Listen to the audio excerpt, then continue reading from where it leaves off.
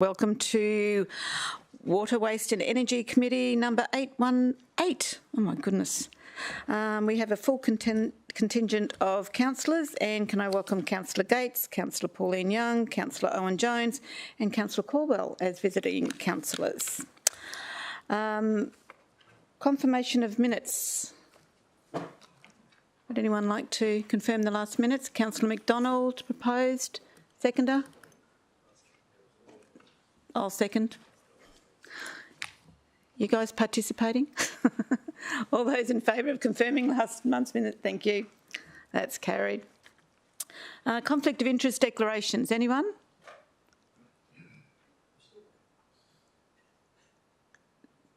Welcome, Councillor Castro. No conflict of interest declarations? No? That's good. Councillors, we do have some starred items and we have one presentation and we have an unstarred item. The presentation I'd like to bring forward because we may, it may go on a little bit, our meeting today. We've got an item that's unstarred that may want a bit of conversation about. So we might do the present, if we have anyone who wants to unstar items, could you let me know now? Or we might move the starred items. Moved Councillor Tozer, seconded by Councillor Peter Young. All those in favour? That's carried. Thank you. And we have a presentation by... Who's going to do our presentation? Thank you, Madam Chair. Josh Evans will take us through a quick presentation. And along with a couple of props, this presentation in some ways is related to the asset paper and just to talk about one of our assets that we don't actually often talk about, our wheelie bins. So thanks, Josh. Thanks, Paul. Really nice to have him here. So this photo is courtesy of Councillor Owen Jones and is an example of residents really sweating our wheelie bin assets. So as our wheelie bins are exposed to sunlight, they're degraded by UV over time. They become dark and chalky, become brittle, and the sides begin to crack. So this is a pretty good example, pretty extreme example, but so you wouldn't normally think of wheelie bins as being a significant asset, but we have 455,000 plus wheelie bins out in the community used every day.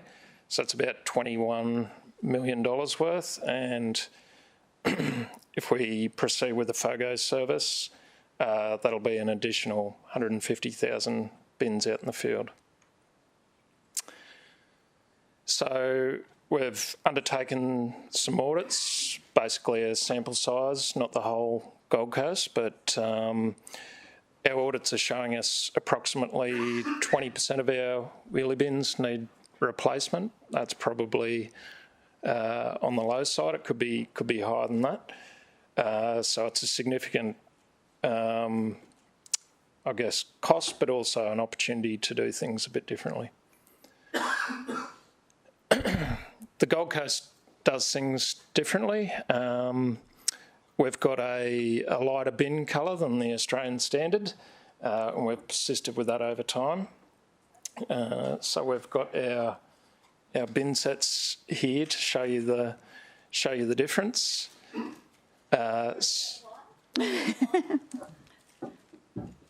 Is there a reason for that? Through you, Madam Chair, before our time or our collective memories, but we'll come back to what we think we can do about it as part of this presentation. So unless anyone recalls, yeah, we're not sure why we went for the lighter colour. Dav. Yeah. Why we had a lighter colour bin than is the norm?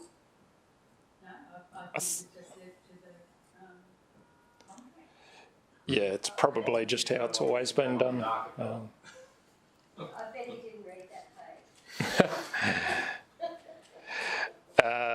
So our, sorry. The Australian standard didn't exist when Williams first started. Yeah. And I think you'll find that all the councils that had JJs as their first contractor back in the day all have that colour bin. It's your fault. Thank you, Councillor Hamill. You're a minefield of information. On the chain game with the survey. I think it was still in school. Was that during your survey work? Even before then. During survey. Even before then. Sorry to interrupt. That's all right. So the lighter coloured bin limits us to incorporating about 35% recycled content. So should we want to continue with our current colouring? That'll be what we're limited to. There's some opportunities moving forward.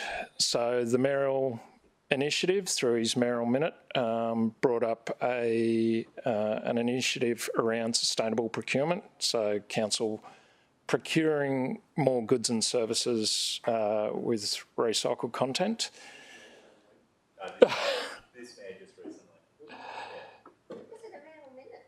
Well, Yes. getting stuff done. Yeah. Where's Warwick? He might have already done these. So should we, there is an opportunity for us to increase the recycled content of our wheelie bins to up to around 60% at no additional cost. I also just wanted to mention at this point that we're looking at a new procurement strategy for our wheelie bins, so that'll incorporate higher recycled content, but also new technologies and ways of driving a renewal of our wheelie bin fleet. So our intention is to shift the standard design to the darker colour bin. Do you want to see some samples, or? I reckon it's this one on the right side. You're so clever.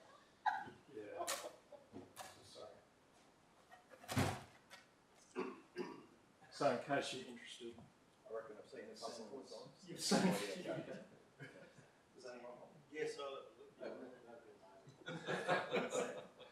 Thank you. Where's Bob go? Oh, there he is. Life is good.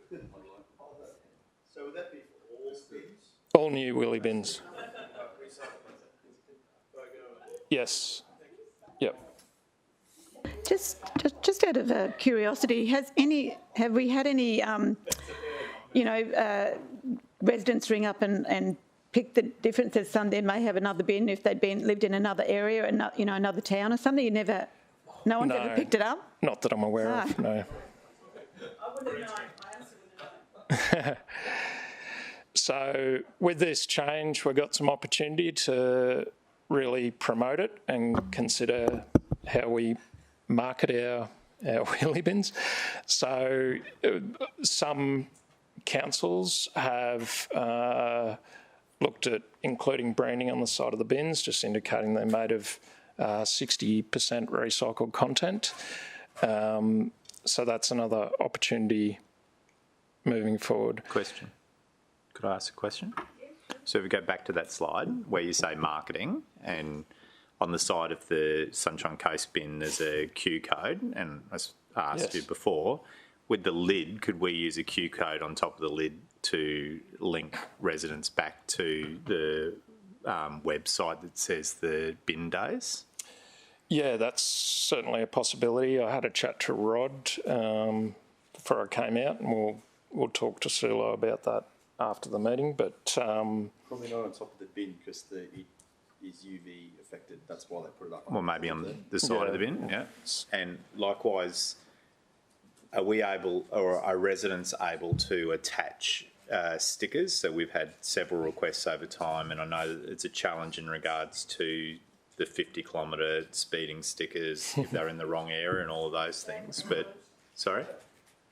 In my area, quite a few residents in the areas where there's koalas have put, just be mindful of koalas in the area, stickers on their bins. And we've actually trialling that ourselves in Simpsons Road. So I suppose in terms of that marketing and people taking ownership, I'd be interested in knowing if we could do some work around stickers and also where I've had some residents ask whether or not they can paint their bins, because there's some really good examples of painted bins knocking around as well. So, but I think the standard answer is that they're ours and you can't, but I don't know whether or not that's something that we could also look at. Through you, Madam Chair, I think we can look at a number of opportunities. Clearly, sometimes the difficulty is, and as we've said, we've been working with TNI about some speed stickers in particular areas. And the challenge is if people, whether it's stickers or artwork or something, what becomes considered graffiti or offensive stickers or commercial arrangements or promotion on our bins. But I think there's opportunity to think through those sorts of outcomes and put some guidelines potentially in different areas for different things. So happy to have that discussion offline. Thank you. So there's obviously some significant environmental benefits by moving towards increasing the recycled content in our bins. So for every 100 bins that we use this increased recycled content, we drive down our carbon emissions, reduce water usage, and reduce the amount of material to landfill, and drive the use of recycled materials on the Gold Coast. You make that sound like it's a local thing. Are they made here? No. Right. So they're chipped in Brisbane. They're manufactured, Rod and Goss. A number of places, their main facilities in Melbourne. Melbourne. But we're certainly looking to drive, with our new procurement model, sort of encourage more of that occurring on the Gold Coast. So that was the end of the presentation. Is there any queries? Any other questions? Yeah. Councillor Young? It's been a slip of the tongue, but you said actually if we go ahead with FOGO, is there an if on that, is there? No, it was just more that... More it should be a when? Yeah, when we go ahead, yeah. Because that's still not planned till 2025, is it? Yes, that's the date. The trial is before then, though, isn't it? We've For been FOGO? trialling up until now. I think. That commercial, but trial for residential. Look, we'll come back with the current thinking around FOGO. As we've indicated before, there's various ways to introduce it. The challenge for us is that as soon as you introduce it, the cost for processing of the green waste bin goes up by about fourfold, which is a significant expense.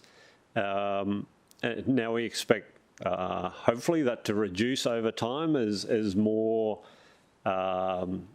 businesses come into effect who can provide a competitive environment for that sort of product and that sort of processing. And that will also depend on obviously state government policy and strategies. So we've got our thinking and our work all there. As I say, how we actually roll it out and the timeframe we do is almost, as I say, determined by both the market and state government policy as to how we can do that in the most cost-effective way. So we're poised. We're in a good position as a city. We've now got, I think, 50,000 green waste bins, and that continues to grow each year, which is a great outcome because that's part of the preparation. I think there's more opportunity for us to actively promote further uptake of green waste bins, which again is just taking us in the right direction, because while we've got 50,000 green waste bins, we've still got 100,000 residents that don't have a green waste bin. So the more we can get voluntary uptake of that, as we're getting the private sector and the government sector are ready for that sort of opportunity, the better off we are. And can I just, on that note, the feedback that I get from residents, obviously I'm in a built-up area and stuff like that, with a lot of our residents, is they're not ordering a green bin because they actually don't have a lot of green waste. They're waiting for a FOGO bin because they actually will use it then. So I think it could be a bit misleading in the fact that when it's not that they're not interested in the uptake of a green bin, they're just waiting until they can put food scraps into it, because a couple of palm fronds doesn't warrant a bin, and a lot of them have got gardeners, a lot of unit dwellers have got gardeners, they don't have to worry about it, but they're waiting for FOGO. Oh, look, absolutely. And again, as we've discussed before, the opportunity for us is we've got a new collections contract coming up.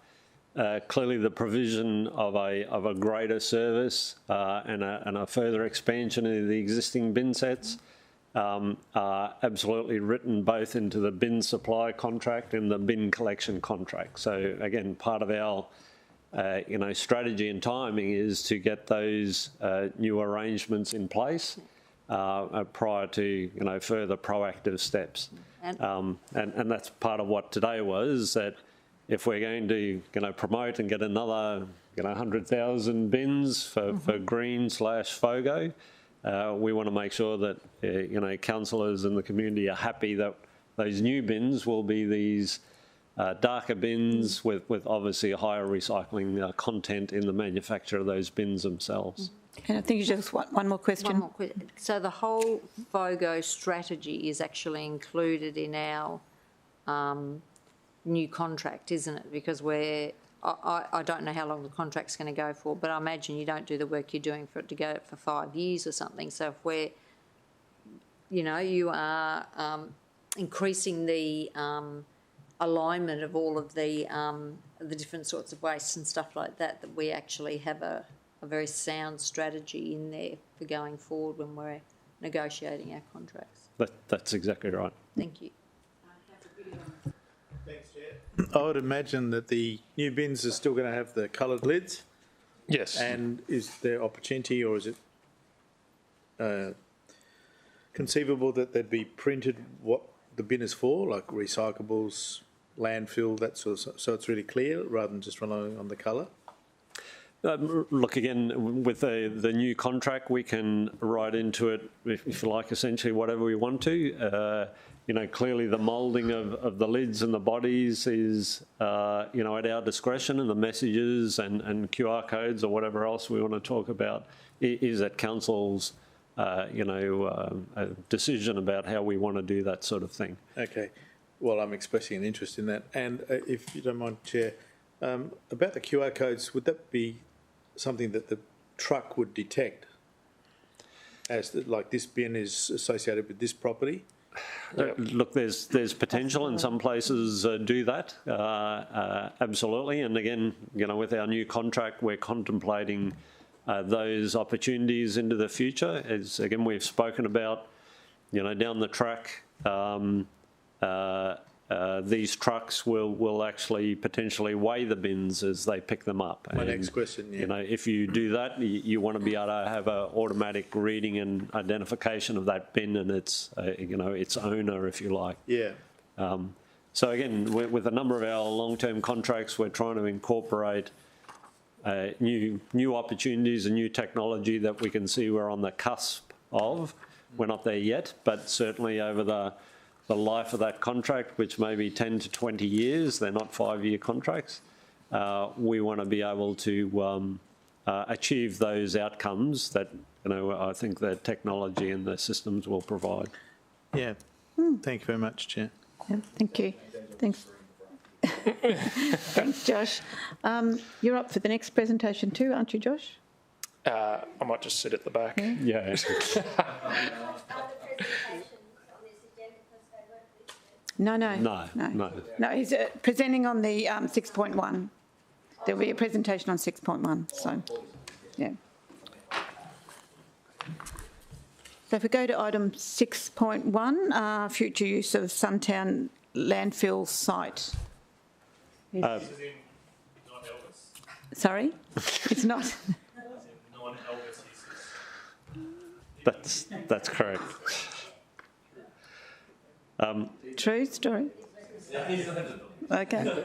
Through you, Madam Chair, we actually don't have a presentation as such. I think we do have a map of the site just to facilitate discussion if we want to. Well, I know there's several questions, Director, so we might start them. I anticipate, so there was no discussion. The paper, I hope, was fairly straightforward. It's actually a very good report. I found it very, very good.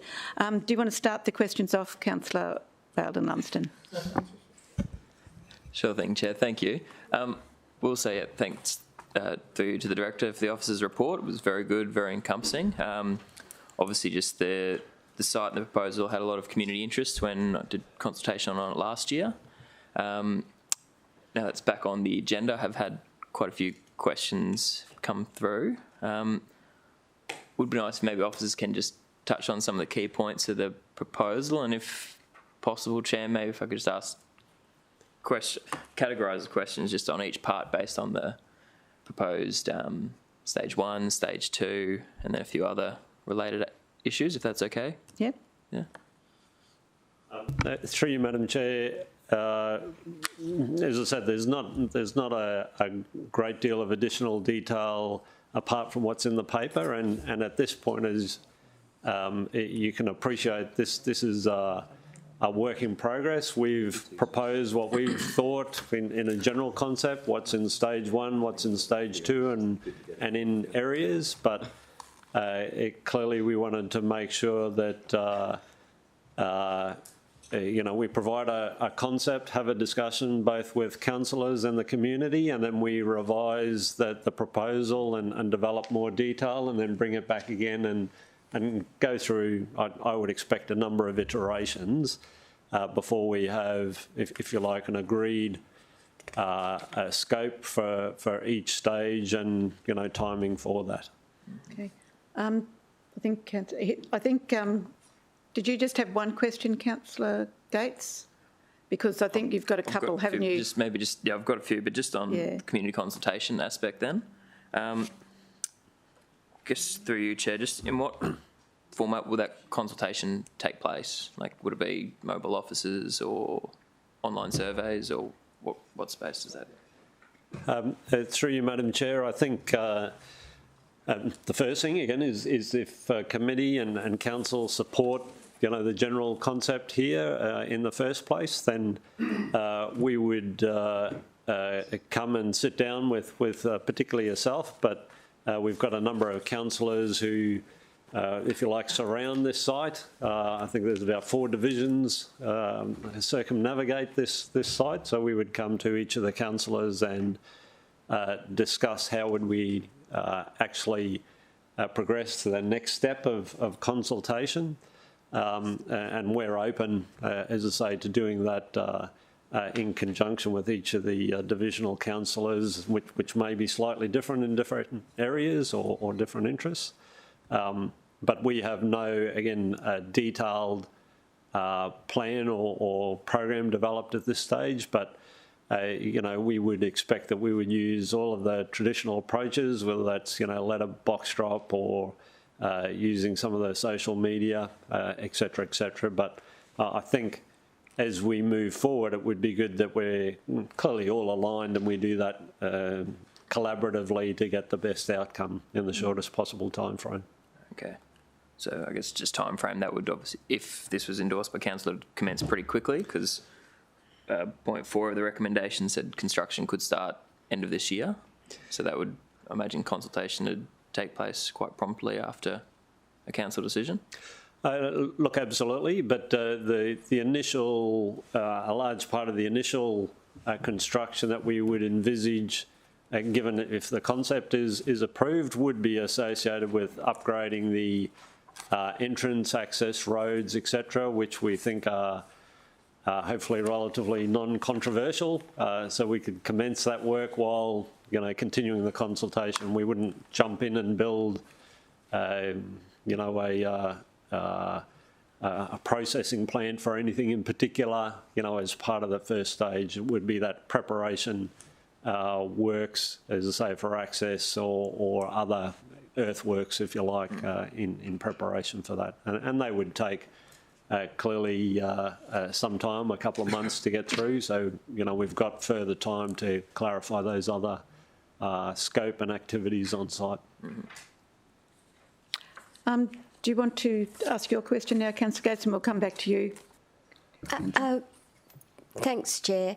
I have just two very broad comments to make. One is my general support for the green organics expansion, which clearly is necessary given the Helensvale situation. So I wanted to be clear on my support for that.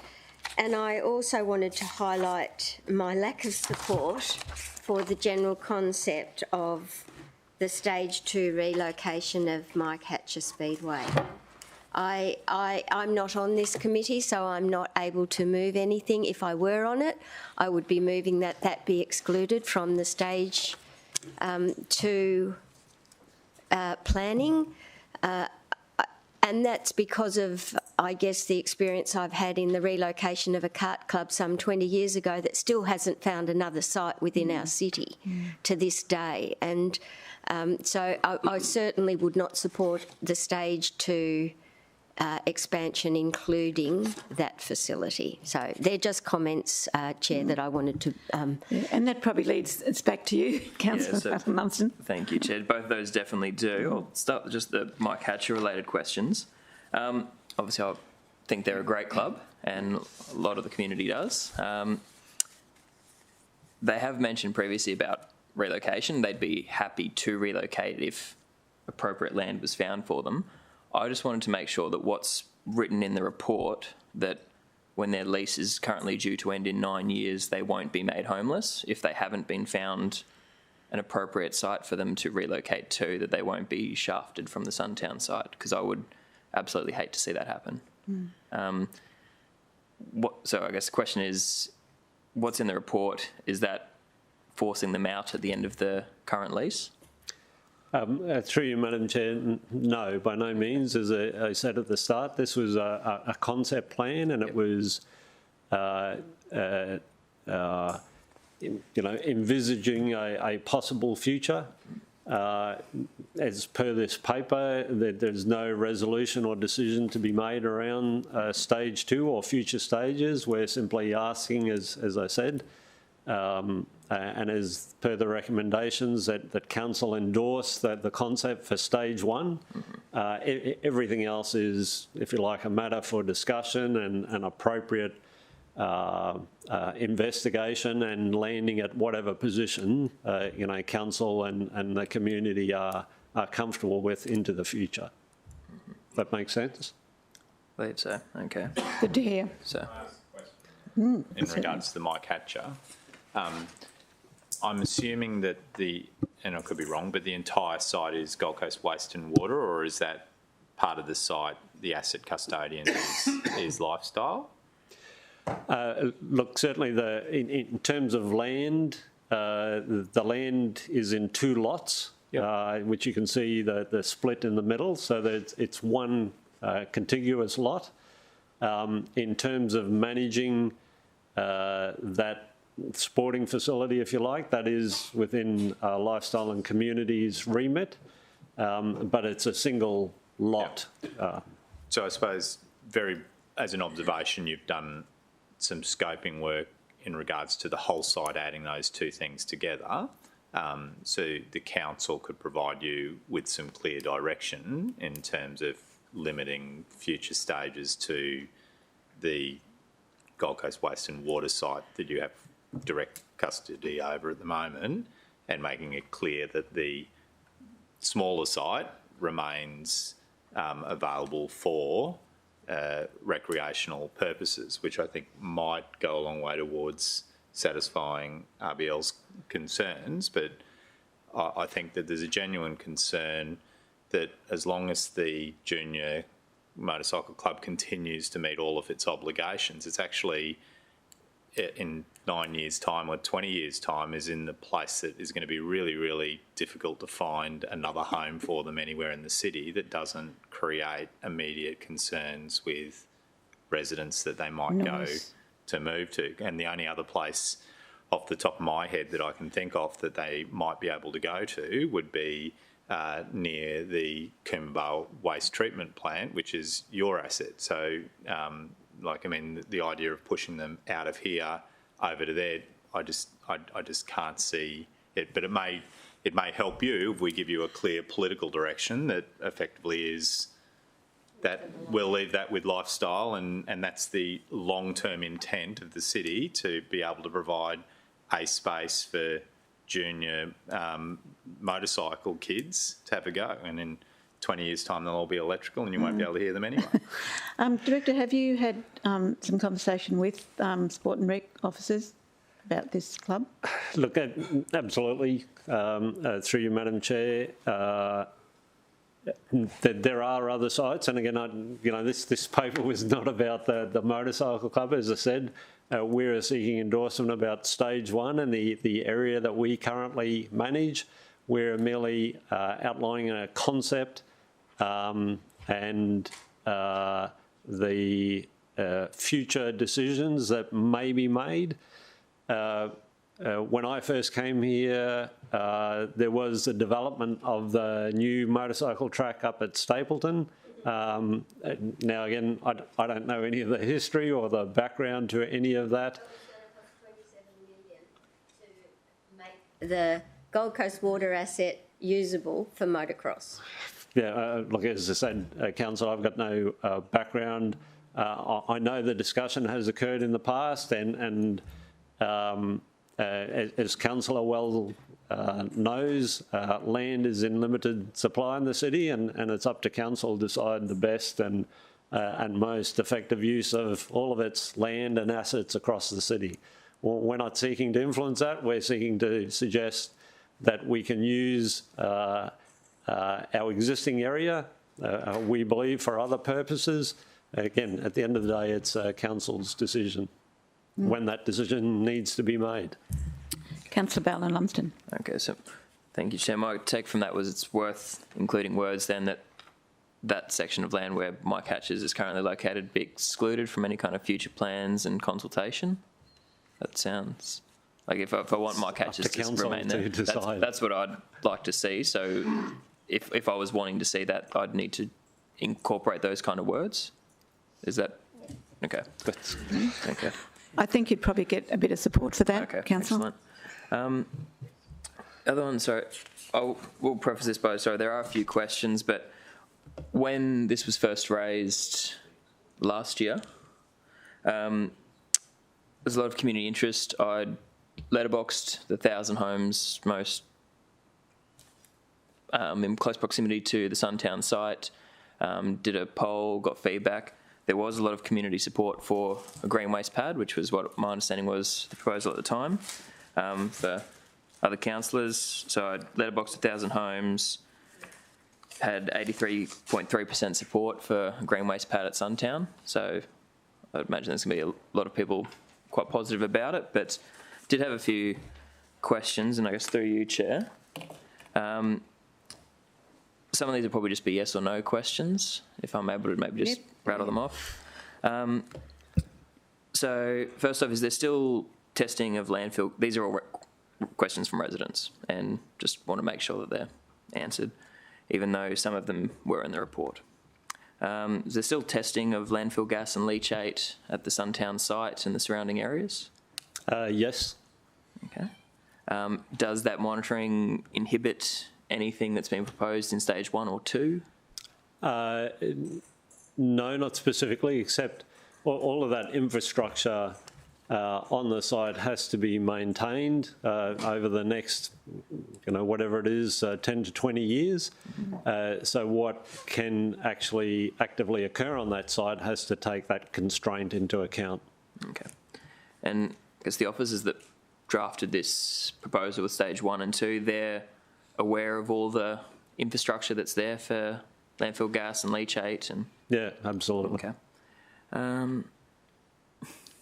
Sorry, Councillor Gates. It's just a lot of. There's a lot of. Oh, okay, no worries. I've got. It's going to be here a while. Keep going, Councillor. I just want to make sure I've asked them all. Wind it up. Keep going. When there was talk of construction in the report, is there potential for any construction to interfere with the infrastructure that's in place for the landfill gas or the leachate? No. No. Okay. Then another one was just are officers aware of any problems encountered at the former Runaway Bay landfill site and that being built on prematurely, specifically related to leachate or landfill gas? Yes, absolutely. The areas identified for stage 1, however, are obviously in an area that wasn't the main landfilling zone. So that's why that is, if you like, the stage 1 area, because the bulk of the area, hatched to the south of the site, is over the main active landfill area, and that still needs, as we say, another 10 to 20 years to stabilise before we construct anything of any serious nature there. Okay. So I guess any kind of leachate or landfill gas issues experienced at Runaway Bay, we don't envision we wouldn't face the same constraints on stage 1's parcel of land. Not on stage 1, that's correct. Okay, so for the green waste pad, as I said, when consultation was done, there was a lot of community support for that. Is that a permissible activity at the site? So can we reactivate some form of waste and recycling activity at Suntown? Yes, we can. That will require any activity that we do that's requires a licence under legislation. We would obviously seek that licence and comply with the environmental conditions outlined by Department of Environment and Science under that appropriate licence. But that licence application will only occur once we've if you like, finalise the design or the concept for that site, then we would submit and actually get the, all going well, get the appropriate licence. Okay. Thank you. And again, through you, Chair, just for the green waste pad, Vision Green Waste would remain permanently at the site?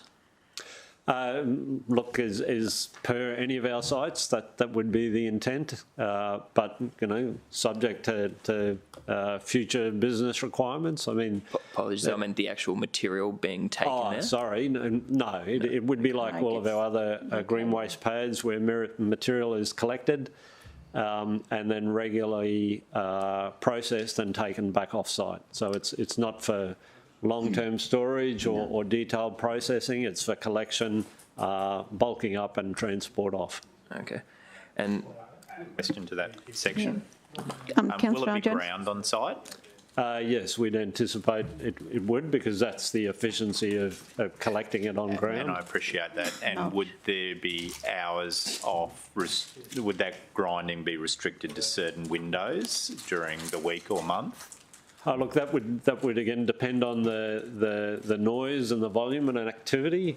We use a process of we call it slow grinding, if that's the technical term, which is the noise produced by that is not the noise that people would experience when they, the tree loppers come around the town and then they got the van in the back and you hear this high-pitched and screaming cat noise or chainsaw noise. This is low level. It's actually much less than, if you like, just a normal vehicle operation. And I'm assuming that's just contract equipment that we get in. It does the job and comes back in a couple of weeks' time when required. That's right. I'd actually be interested in hearing how loud it is next time it's at the Pimpama/Coomera green waste pad, because I think, Ryan, that might help with your Arundel residents, because whilst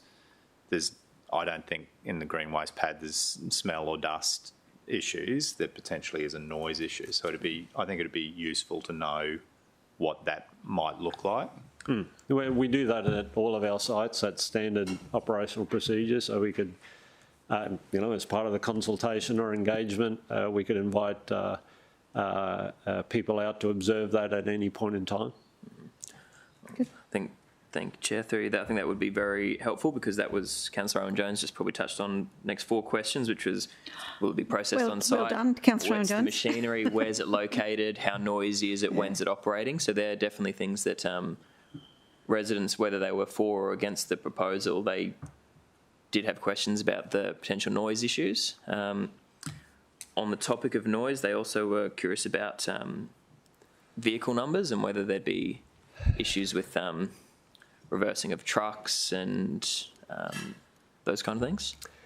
Again, any environmental licence to operate here will actually contain conditions around noise, odours, dust, etc., as it will on any site. So that would be the primary control that we work to, and those limits are set by DES based on what they call sensitive receptors, so how far away residents live or whatever else occurs. In terms of visitor numbers, it's clearly difficult to ascertain that. In terms of green waste, our thinking and our sizing of the facility will be very similar to what we've started with at the Pimpama site. So again, that would be useful, and we can provide that information and as I say, facilitate a visit to that site. As you can probably see on the diagram, there is a loop road, and part of that is that people can come in, drop stuff off, and drive out again. So whether that's visitors bringing material or trucks moving off site, that circular access provides limited opportunity for beepers or other sorts of noise generation. Mm-hmm. On the question of that road, that was one of the questions related to dust. Is there a sealed road that people would be driving on the whole way, or is it gravel road? Look, as we said, our plan is that the first thing that we would do on that site, a large part of the site is sealed at the entrance, but the first construction that we would actually complete on that site is sealing around that whole loop road. Okay. I know it was touched on in the report, but is it intended for this to be purely residential green waste drop and go, or would there be a commercial user aspect to it as well? Look, we'd anticipate allowing commercial use, but that's part of the detail.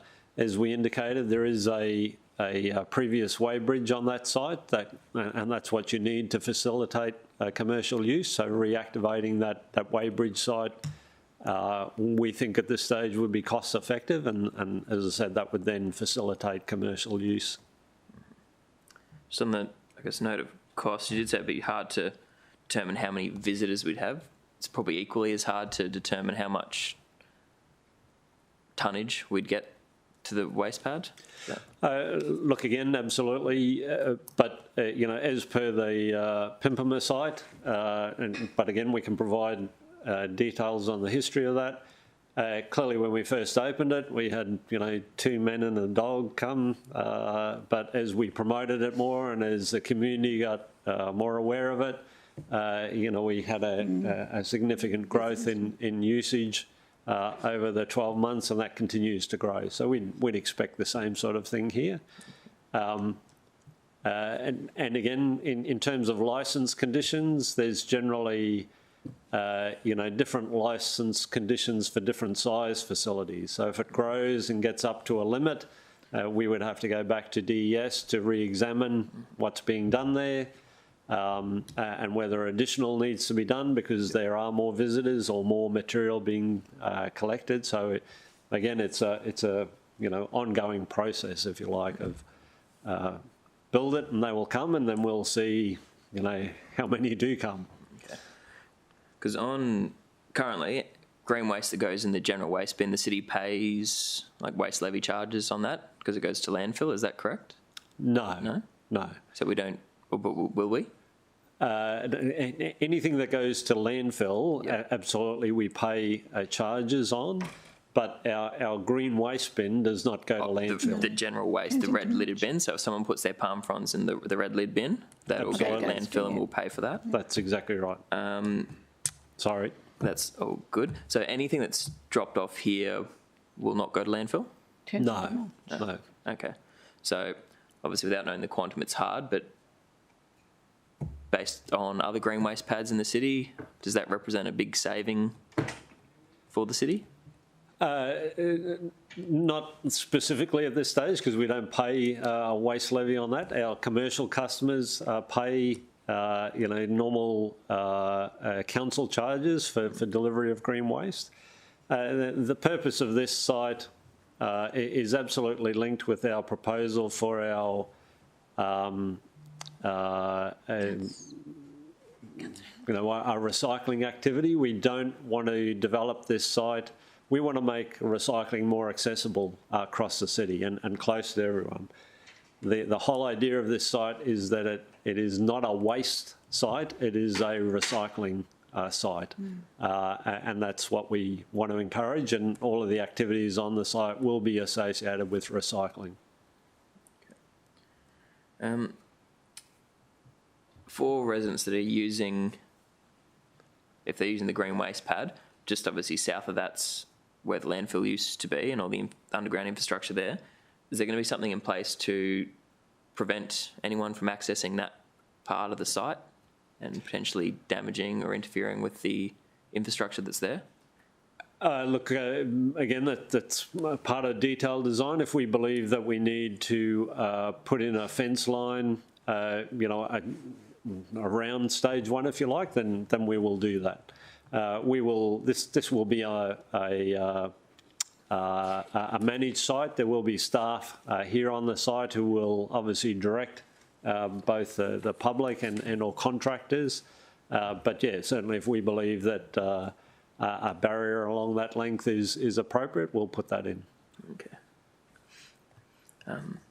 Actually, I might just throw in now, just while we're on the topic of fences, one of the questions was down near the Energex substation. There's a section that's not fenced, and what we're getting is kangaroos leaving the Suntown site onto Napa Road in front of the primary school, which is leading to unfavourable outcomes in front of the primary school.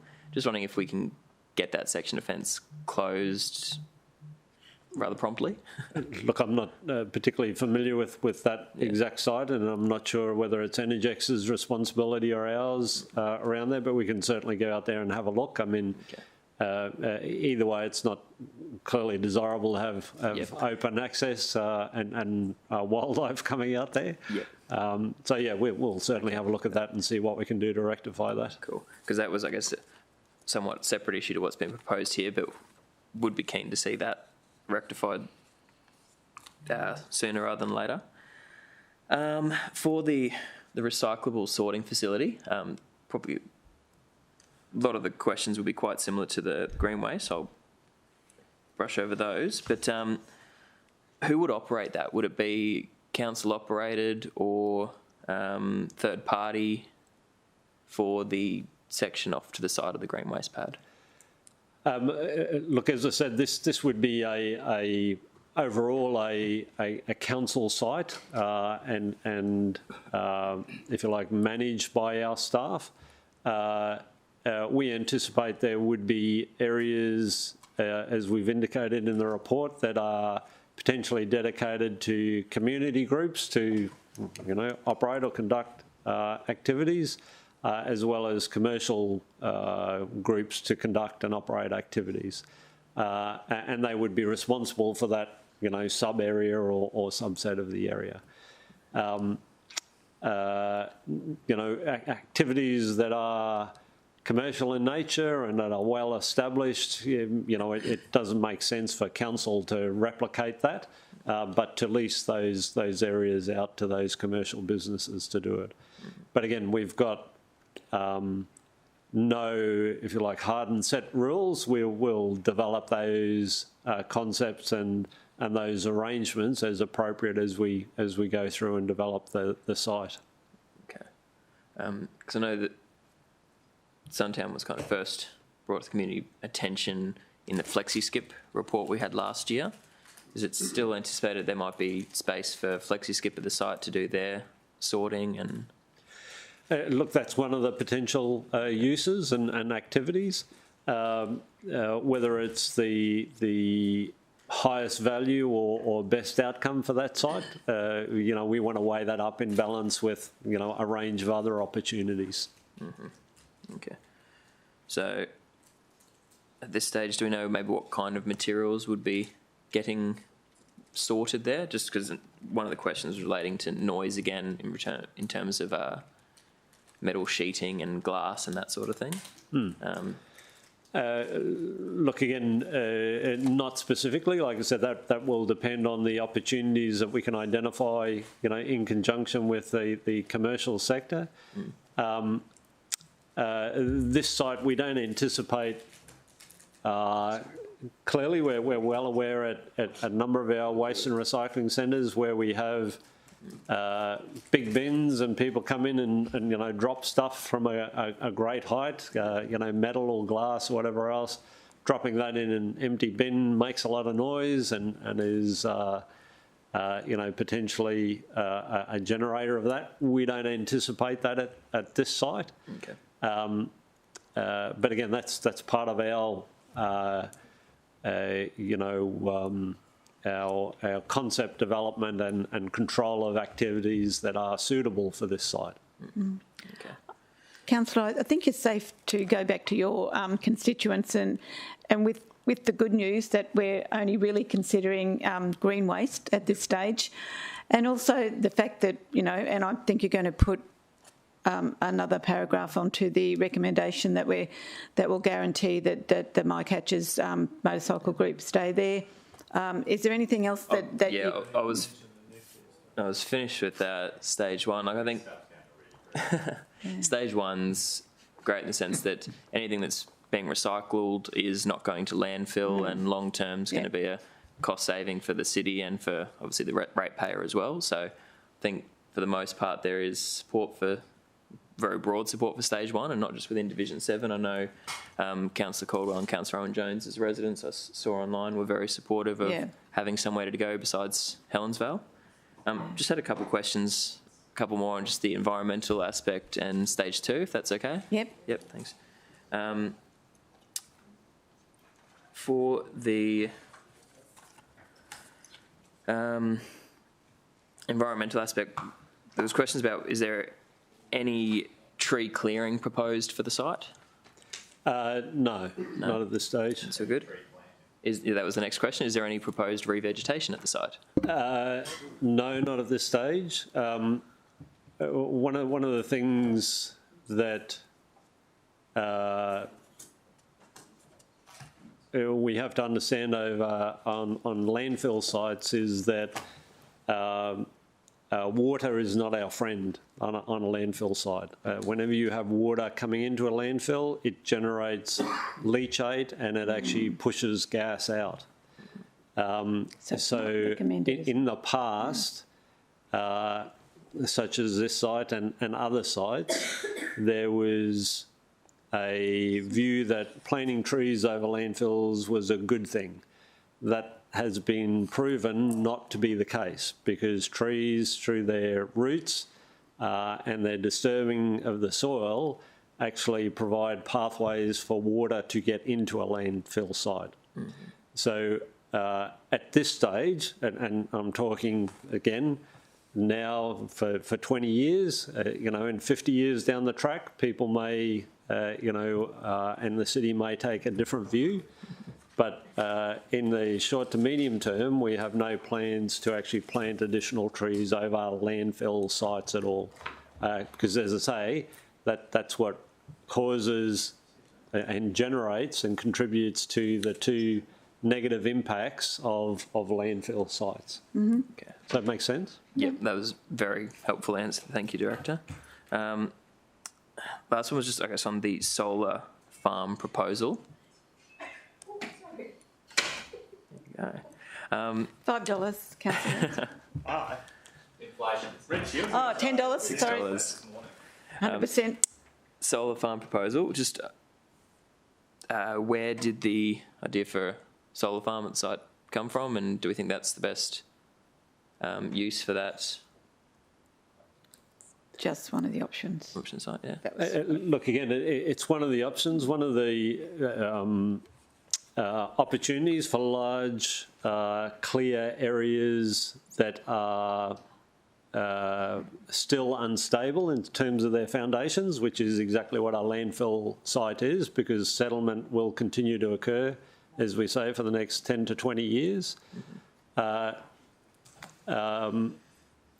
Floating solar, which actually developed based on putting solar panels on water, is a real opportunity for this site, because it's not your conventional solar array that you'd see, laid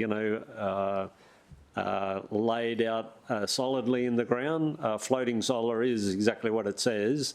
It's built on foundations that can move and adjust based on, as I say, water. But the real spin-off for us is that that's actually ideal, that sort of installation for landfill sites where you can get productive use for it. Now, the proposal at this site is not to come in next week and cover it in solar panels. The intent was, based on staged development of this site over many years, there's a real potential that we would develop solar as an alternative energy to support any activities that are happening on that site. So, for example, as many people would know, down in the bottom corner, we've got a community centre just adjacent, and we've got an area where we have some community groups that do some great work with recycling bicycles. The first stage of solar panels could be simply enough to provide energy to those two buildings and those facilities. And in that way, we support, again, activities that are sustainable and community-based on that site. So that's the idea. We've got a large usable site that's not fit for purpose for any other activity.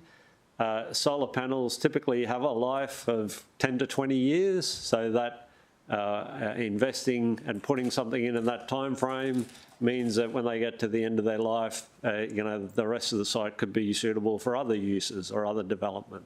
So it's trying to make maximum use of the site, both in the short, medium and long term, that doesn't preclude it from other uses that are appropriate at whatever time. I'll just go to Councillor Owen Jones. I'll just make an observation about the solar. I reckon it is one of the best uses that we can use for that site, whilst we're still having to extract gas. So ultimately, cleared site, gas extraction, solar panels aren't visible from anywhere other than the same place you can see the Gold Coast Light sign, which is in the sky. So Too soon. It's actually the perfect place to have solar, and not only that, it's immediately adjacent to existing heavy industry as well. So it's right there on the grid. So I think it's actually, it's a really good 15-year type of use, and then by then the city hopefully will be in the business of well and truly recycling the solar panels that are reaching the end of their life. So I think the residents that see it as an industrial use, I actually see it as maximising the use of land that can't be used otherwise. And the Sunshine Coast Council invested all of that money in a Canefield solar system, which accidentally filled with water in one of the floods, and that's not going to happen on this site. So I actually think it's a corker of a use for the site. I agree. The current land use is not incompatible with a solar farm, but it's actually subject to a business case. If we were to cover the whole site, I mean, we have to work up the business case and get a if we're going to export off the site, it's got to be subject to a deal with Energex, et cetera, But as we say, our first stage of thinking is that we support what we call behind the meter, so it'd support activities on the site, and we'd look at other opportunities down the track. Are you ready to submit? 4 more questions. That's it. Be very quick. Are they yes or no questions? We'll say, again, there was community appetite for solar and also for the passive recreational use. During consultation, people, when I was saying, what's your thoughts on green waste, I actively had residents saying, well, can't you chuck some solar panels? Why can't you open it up for nature walks? So what officers put here really did kind of touch on every component that was raised during consultations. That was really good to see. Question just on the solar was, has council sought any kind of either expert advice on that? Their concern was unstable landfill land. You said we're not going to obviously pierce the land. Have we used these floating kind of solar panels on any other landfill sites in the city? We haven't, but they're well established across the country, and our current contractor who manages the gas infrastructure on the site, LMS, has combined solar and gas infrastructure on a number of landfills in South Australia and other locations. Now, that's not to say that they would get the job to do that, but while we haven't done it in the city, it's well established in other locations. Okay. Question 2. Well, might be able to push the last 2 into one, actually. So the last one was just related to the community lease opportunities. Are they going to be explicit for groups with a recycling purpose, or would there be opportunity for groups with an environmental focus as well, given that we're saying there's maybe an environmental component to the site? Look, again, we don't have any, at this point, fixed inclusions or exclusions. Clearly the intent, as we said, is to drive this site as a place that we can create communities of practice and synergies in recycling. We're currently doing some work, again, down in the south of the site, where I mentioned before, we already have a bicycle recycling facility. A community group, Surfers Paradise, Rotary Club, turn bicycles into wheelchairs for less developed countries. We're currently actively working on a project to see if we can attract other community groups to that area, who also use bicycles for various things, including just repairing and returning to the community. And that's really what we want to see. The city generally has community halls or facilities for, community groups to meet and do things. We really want to activate this site for, if you like, action and outcomes, rather than buildings that sit dormant, if you like, for periods of time. Well, I guess final one then. Final one. How quickly do you think that those spaces could be potentially available and open for community groups to expression of interest for? Well, look, as I said, our first concept is the bicycle area down to the south. We've got a project officer working on that at the moment. We hope to have a report back in the middle of this year, July/August, or even earlier, but no, I think July/August, to see if our concept will actually work, depending what that comes back with, and particularly in that southern area, we could progress some development there, certainly within the next 12 months. Depending on what the concept is. The rest of the site, particularly this area here, as we highlighted clearly, and it sort of gets back to the discussion before about at the end of the day, council making decisions about what's the best use for its land and its facilities. That most of stage 1 is currently used for storage of GC 500 materials. That has to find another home, and we've been working closely with Lifestyle and Community again about those opportunities. But if this site were to be continually to be used for that, then we can't actually activate the site. Okay. That's, another question, Councillor Owen Jones? I have three questions. Sorry, council's decision. The first question is, in Recycle Street, is there an opportunity to have an area for mattresses? In general, within the city, yes, absolutely, and we are working on that. Second, in regards to the money proposed in stage 1 for the entry statement, in inverted commas, so there was some work about entry, and I don't know whether or not it was just the roadworks. Entry roadworks.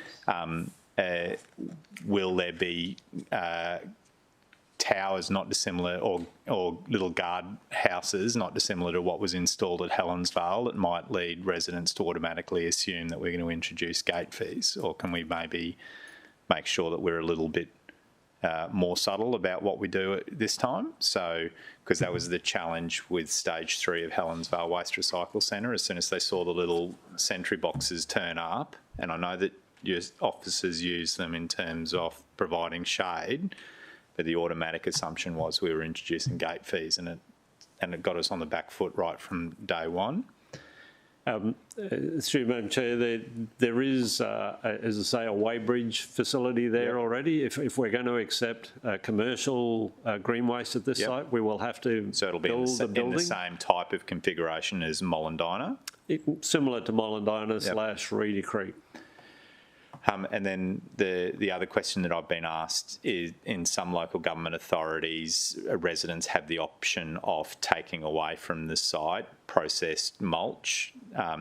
So if we're going to be doing effectively tub grinding on site, do we have the option of maybe having a small amount of that being able to be recovered by residents who are interested in taking it away? Not directly, and that's based on, again, environmental requirements for control of weeds and fire ants. We are unable, based on material that's dropped on the site, to, and as we said, our intent is not to hold material on site or process it for long periods, and to ensure eradication of weeds and fire ants, amongst other pests.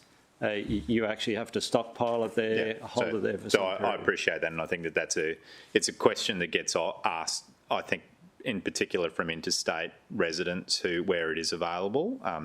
They may not have to deal with fire ants, so I think being able to at least have a quick answer is beneficial. Thank you.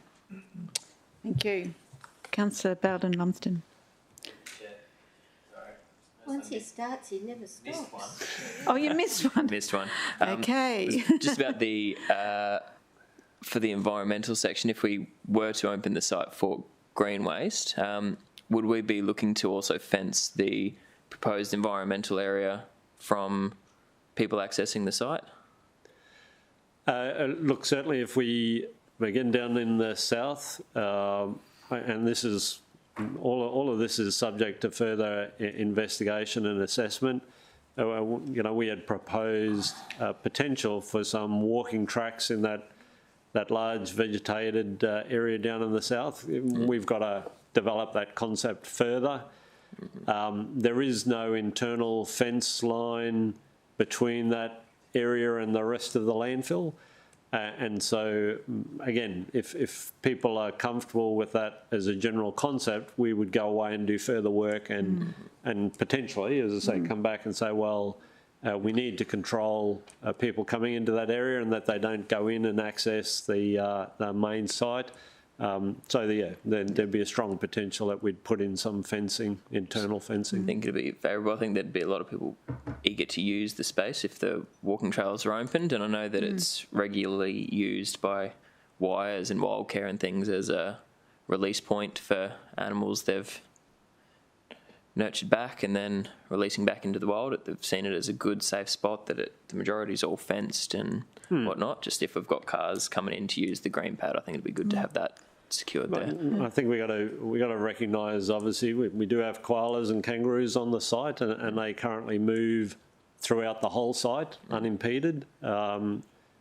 So if we were to put internal fences, that would be a constraint on their movement as well as people. So I'm not sure we've got a fence yet that stops people, but not koalas and kangaroos, but we can look at that. No worries. I'm sure Josh will come up with something. Yeah, Covers everything. I was I'm happy I'm sort of sensing that there is, support for stage one, but certainly I think not support for including the motorcycle track in stage two and just leaving their lease as is. If you've got some words to add to. This wording, just while I was asking all my questions, I think Councillor Owen Jones knew what I was hoping to achieve and kindly wrote some words for me while I was asking questions. So, yeah.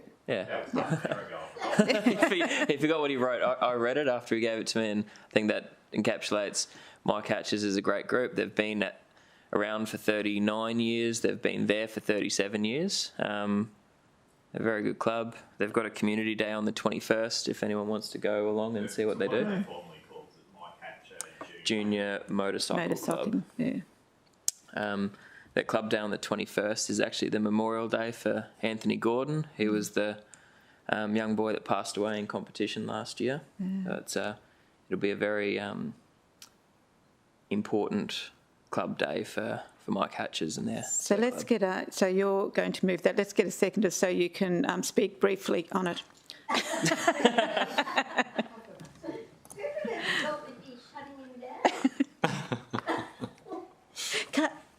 When if you do and when if you don't. So, and Councillor Someone second it? McDonald, you second that? There we go. I think Peter did, yeah. Would you like to speak on that, Councillor?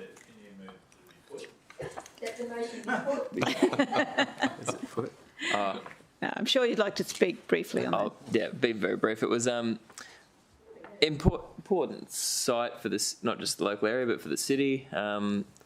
The sustainability proposal has been great. From what I've seen, it's been very well received by the community. I think people really do understand that it's important we change our mindset, that we can't just keep sending things to landfill, that we need to look to options where we can recycle, upcycle, reuse, all those different components. What's being proposed here definitely does that, and it has all the nice add-on options of space for community groups, environmental walking trails, protection of native wildlife, some of which have recently been named endangered. So I think putting all those different bits in place, it just really does show it's a very all-encompassing site, and it'll keep being important for the city. So thanks to the officers for what they've done, and I'm sure we'll continue to do. Any speakers against? Any speakers for?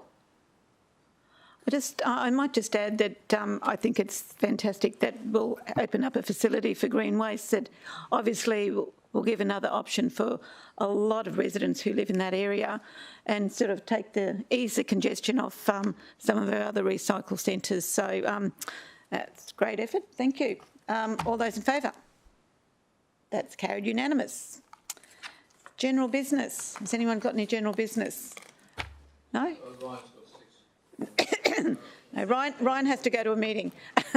Declare the meeting closed at 3:15. Thank you, everyone.